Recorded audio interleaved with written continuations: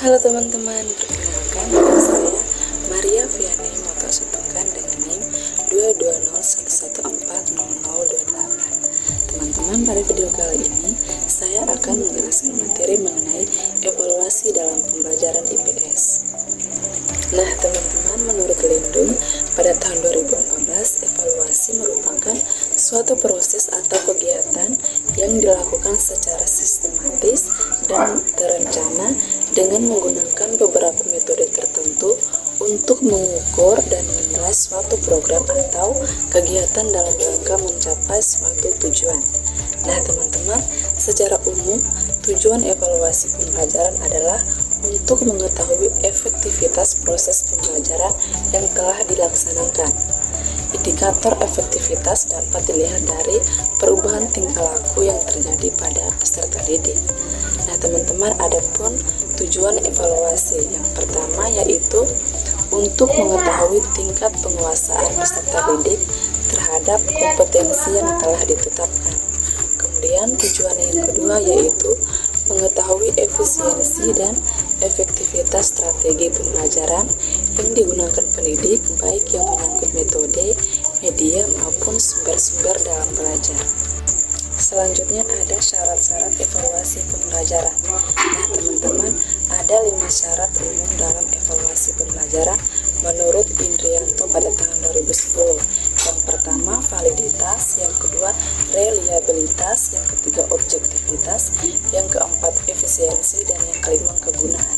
Selanjutnya ada jenis-jenis evaluasi pembelajaran. Yang pertama, evaluasi diagnostik adalah evaluasi yang ditujukan untuk menelaah kelemahan-kelemahan dari siswa beserta faktor-faktor penyebabnya. Yang kedua yaitu evaluasi selektif. Nah teman-teman, evaluasi ini merupakan evaluasi yang digunakan untuk memilih peserta didik yang paling tepat sesuai dengan kriteria program kegiatan tertentu. Kemudian evaluasi yang ketiga yaitu evaluasi penempatan, yang dimana evaluasi ini digunakan untuk menempatkan peserta didik dalam program pendidikan tertentu yang mana harus sesuai dengan karakteristik peserta didik tersebut.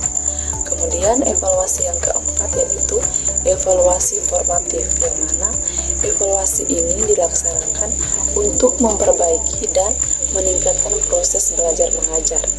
Kemudian evaluasi sumatif, yaitu evaluasi yang digunakan untuk menentukan hasil dan kemajuan dari peserta didik. Selanjutnya ada petunjuk dalam menyusun tes atau alat evaluasi. Nah teman-teman, dalam menyusun tes atau alat evaluasi ada beberapa syarat dan petunjuk yang perlu diperhatikan. Yang pertama itu ada pendidikan harus menetapkan kriteria apa yang akan dinilai. Kemudian yang kedua yaitu pendidik harus menetapkan alat evaluasi yang betul-betul valid dan reliable, yang berarti taraf ketepatan dan ketetapan pantas dengan aspek yang akan dinilai.